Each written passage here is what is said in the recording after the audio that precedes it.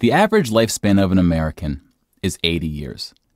And an 80-year-old today was 10 when World War II ended, 4 when it began. A soldier who saw battle would have to be in his late 80s at least today. Generals, political leaders, the decision-makers of the war, few are still with us.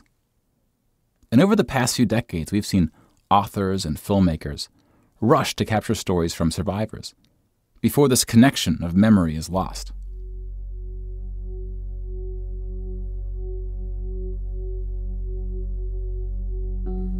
This project is not about individual war stories, and it's not about survivors. We're going to tally up the tens of millions of people whose lives were cut short by the war, and see how these numbers stack up to other wars in history, including trends in recent conflicts.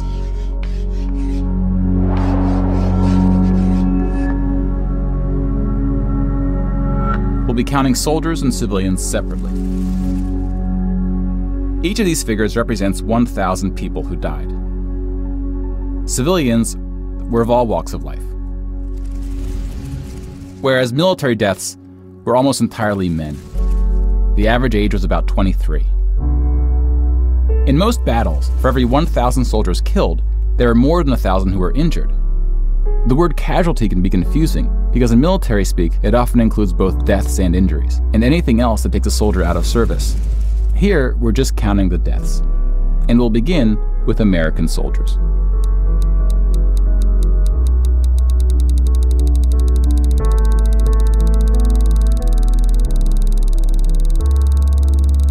Over 400,000 died.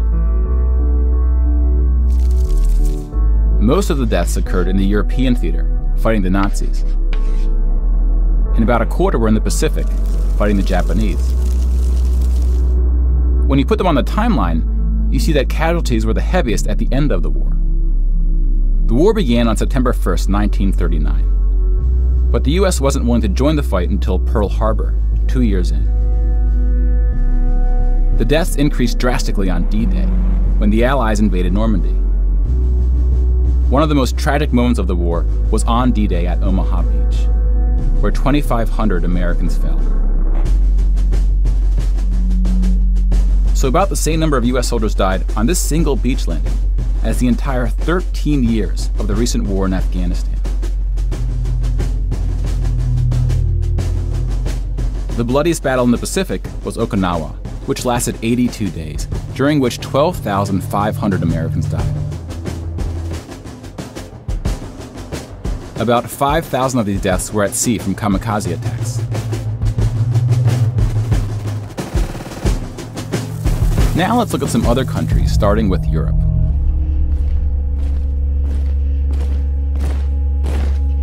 Germany started World War II when it invaded Poland. Poland ultimately lost 200,000 soldiers in the war. Most died after the invasion while the country was occupied by Germany and the Soviet Union. Germany, meanwhile, lost just 16,000 in the invasion of Poland. The Nazis went on to invade and conquer other countries, including Denmark, Belgium, the Netherlands, France, Greece, and Yugoslavia. France surrendered, but after losing 92,000 soldiers in the Battle of France. Over 200,000 ultimately fell, which includes deaths in POW camps, French colonies, and other fighting. Yugoslavia suffered almost 500,000 military deaths. The initial invasion brought relatively few casualties on both sides, but the deaths mounted under Nazi occupation due to guerrilla fighting, civil conflict, and mass executions. The Nazi invasions were swift, with relatively few German losses. Even the Nazi commanders expressed surprise at their success. And then we have the United Kingdom and the United States, who were not invaded but took the fight to the Nazis. Britain lost about the same number of soldiers as the US, which includes the British colonies. Germany lost about 500,000 soldiers fighting the US and Britain in what is known as the Western Front, which took place in France and Belgium.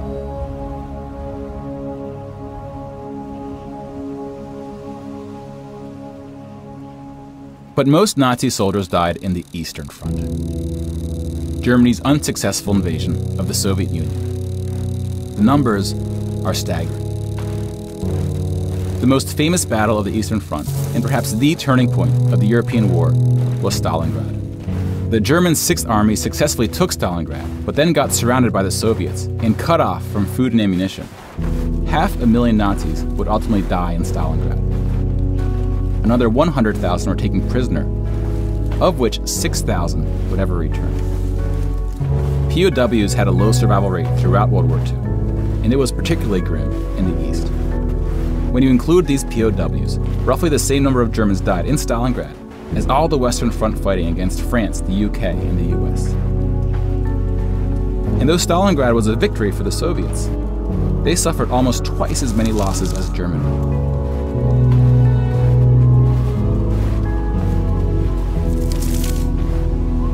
The Soviet Union would eventually defeat the once unstoppable German army, killing 2.3 million Nazi soldiers.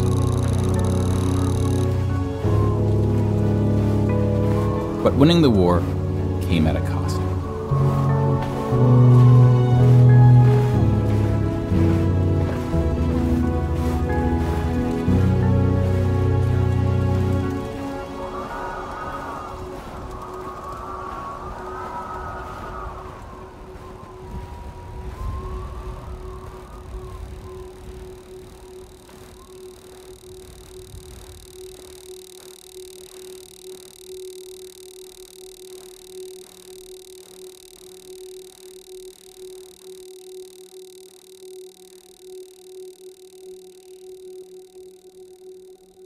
8.7 million is the official tally by the Russian military, a hotly disputed number.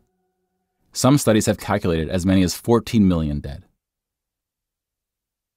To complete the count of European military deaths, we need to add German deaths from other fronts, including the North and Africa, as well as deaths from other Axis powers allied with the Nazis, Hungary, Romania, and Italy. When you put these European military deaths on the timeline, it looks like this. You can now interact with the chart to learn more. Pause the narration if you would like more time.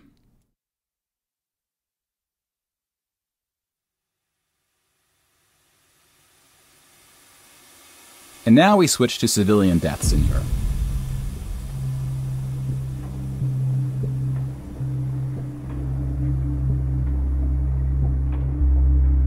Six million Jewish people were killed in the Holocaust.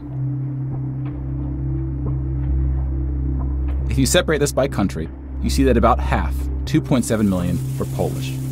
700,000 were Soviets, followed by Hungary and 17 other countries.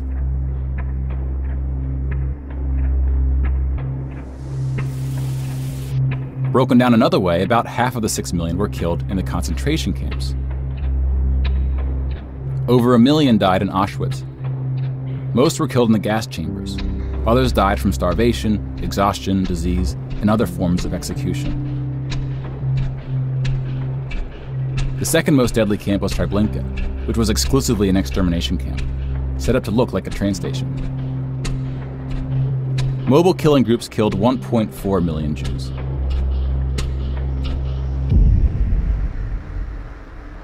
Like with the gas chambers, men were killed first to reduce the risk of revolt.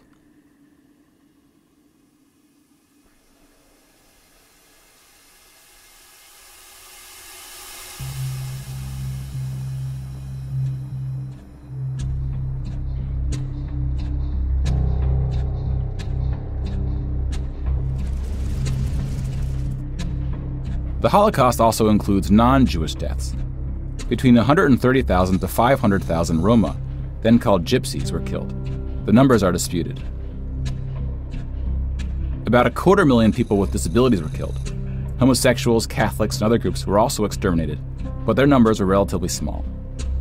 Some historians say that other civilian deaths should go under the label of Holocaust. About 2 million non-Jewish Poles were killed under German occupation, some of which were sent to the gas chambers at Auschwitz. When you combine civilian and military deaths, over 16% of the total Polish population died in World War II, which is the highest percentage of any country. But not the highest in total death count. The Soviet Union again tops that list, losing at least as many civilians as it did soldiers, somewhere between 10 and 20 million. A particularly dark moment for the Soviet Union was the siege of Leningrad, now St. Petersburg. German forces surrounded Leningrad before civilians could be evacuated. Supplies, including food, were cut off for 2.5 years. 1.5 million people died as a result, mostly from starvation, mostly civilians. Stalin's cruelty towards his own people is partly responsible for these numbers.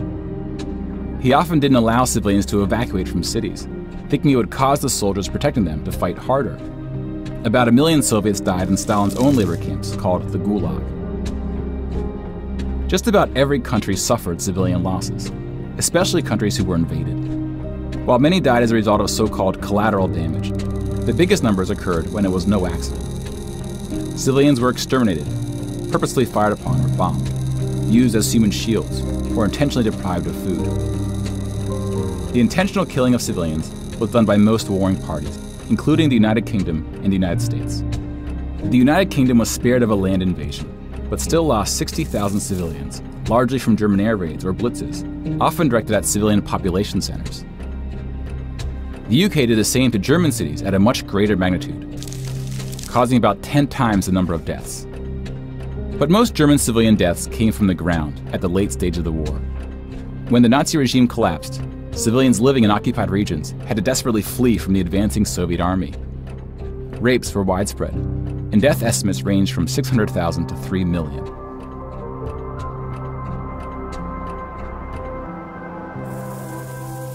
Let's step back and see where we are with the totals.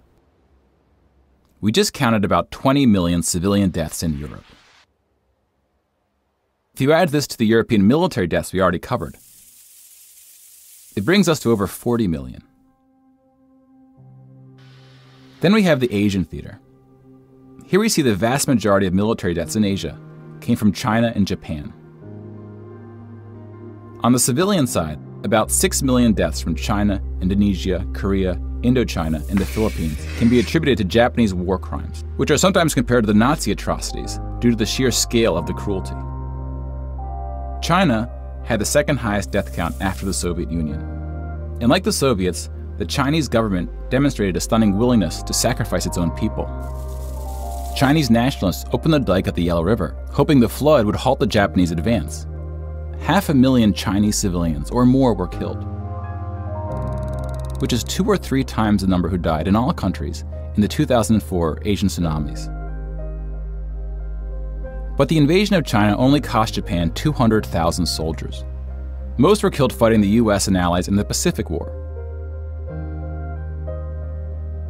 A significant portion of Japanese civilian deaths were caused by American firebombing and the 2 nuclear attacks.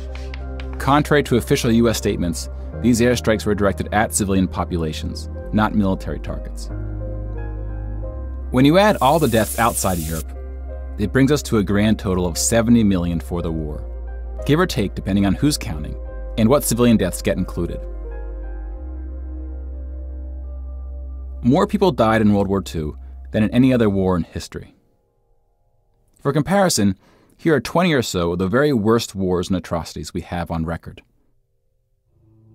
Some of these are more of atrocities than wars, but we've seen how that distinction can get blurry. Some of these spanned across centuries.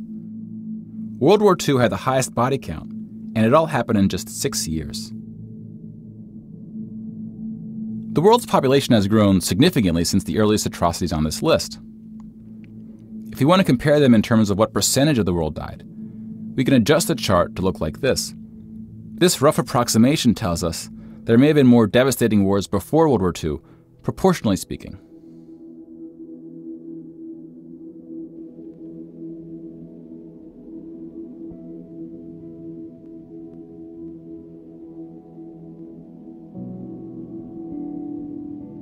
When we turn to post-war conflicts, it's hard to say anything that isn't controversial. But the data shows something quite extraordinary has been happening. In 1989, John Gaddis coined the phrase the long peace to identify the absence of conflict between the nuclear powers during the Cold War. 25 years later, the Cold War is over, and the term is still being used, although its meaning may have shifted. European countries have not fought each other, except for this 10-day war in 1956 when the Soviet Union invaded Hungary. When we look at European wars before World War II, it looks like this. They tend to be more frequent as you go back, though smaller in scale. And the largest 44 economies of the world have not battled each other since World War II. Rich countries have fought poorer countries, like the US versus Iraq. But rich countries have not fought other rich countries. Such a period of peace between the so-called great powers hasn't been seen since the Roman Empire. To many, peace is too strong of a word. Wars have occurred since World War II, and they can be grouped into these 4 categories. We don't see colonial wars anymore. We've already noted that interstate wars between rich countries have not occurred at all, and here we see wars involving smaller economies have tapered off. That leaves civil wars of 2 types, with and without foreign intervention. And this is what these battle deaths look like alongside of World War II. More people died fighting in World War II than in all the wars since. And again, we can't forget about world population, which has almost tripled since World War II. If we scale these numbers to show deaths in proportion to world population, showing the likelihood that a person on Earth dies in battle, the downward trend becomes even more pronounced. Now, this isn't to infer anything about why this trend is occurring. That's a discussion for another day. You can now interact with this chart to explore what conflicts are behind the totals. Now, bear in mind, we're just looking at battle deaths here, not civilian deaths, but those too are in decline. Peace is a difficult thing to measure. It's a bit like counting the people who didn't die in wars that never happened. We give such importance to the word peace, but we don't tend to notice it when it occurs or report on it. Sometimes it takes reminding ourselves of how terrible war once was to see the peace that has been growing around us. Of course, this trend may not continue, and it's not clear how looking at these charts can help us make the right decisions to ensure that it does. But the longer the long peace grows, the more significant it becomes. So if watching the news doesn't make us feel hopeful about where things are heading, watching the numbers might.